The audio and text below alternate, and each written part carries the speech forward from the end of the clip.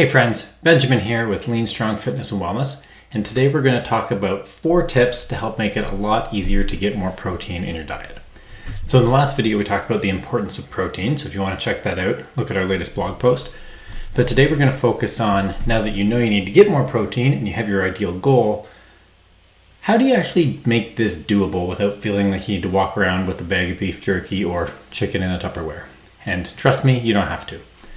So the first tip for getting more protein is to leverage something known as habit stacking. Habit stacking is you take an existing habit that you're already doing and layer something on top of it. This is really powerful because when we're dealing with habits that have been ingrained with us for decades, if not years, if they come with us for a long time, it can be really, really slow to change that habit, and that's the length of time can just be frustrating.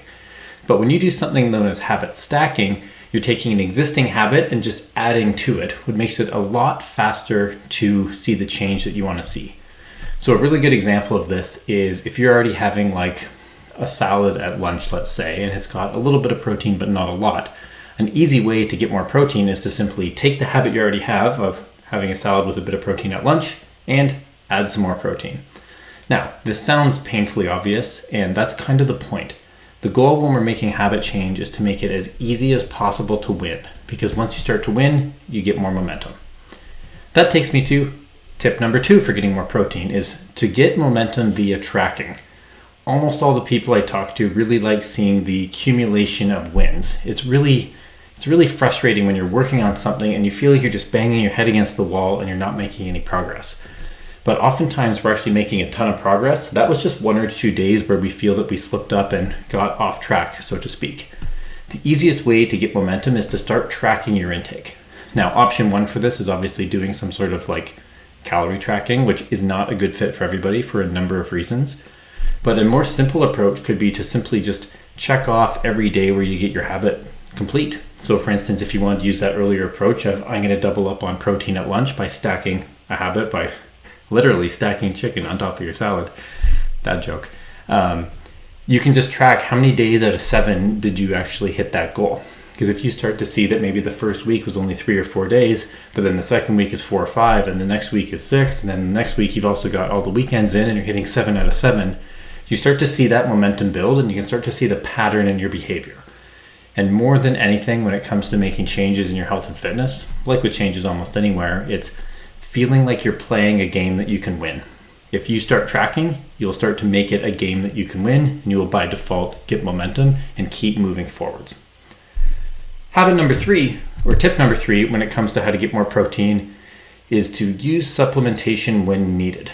So supplements get a bad rap sometimes. It can be a little bit challenging. In my opinion, habits are like the top of the pyramid.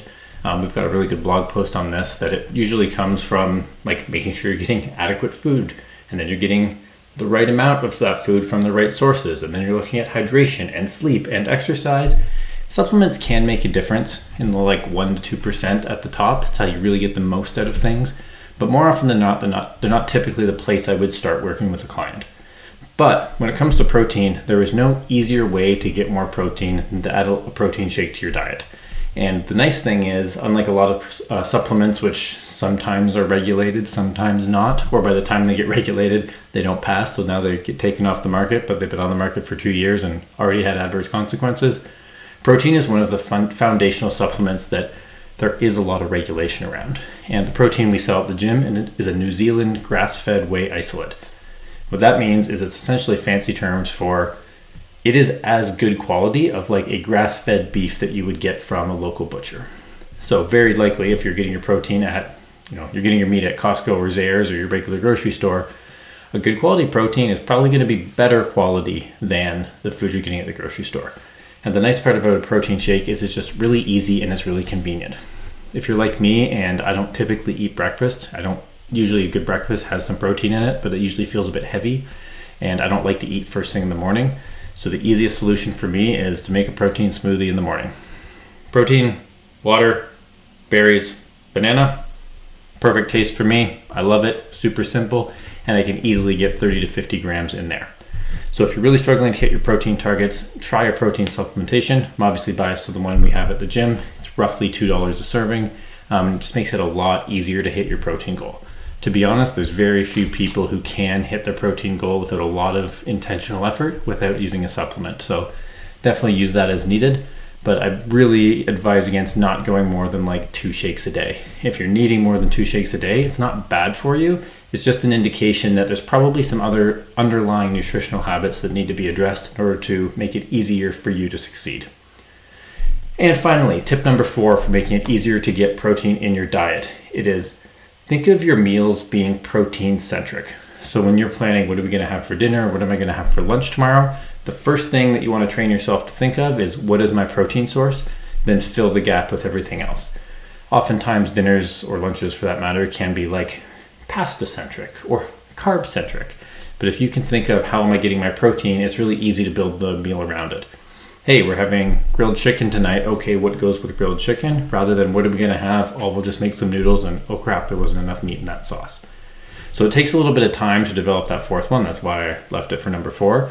But if you can start to think of your meals as where am I getting my protein, everything honestly falls into place. Very few people are carbohydrate deficient. Quite honestly, pretty much nobody.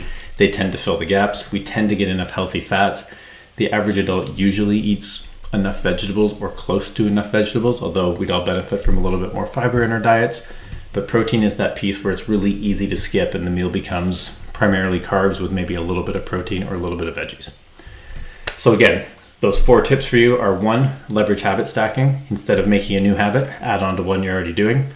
2, get momentum. That's best done via tracking, and that can be as simple as check marks on a calendar or tracking it on a piece of paper on out of 7 days. How many days did you hit your habit? 3, supplement when needed. There's nothing wrong with a good protein shake, and if anything, it's a very cost-effective, easy way to hit your protein target. And 4, think of all of your meals as protein-centric. Ask yourself, where am I going to get my protein from? So let me know which one of those works best for you, and I'll talk to you next week.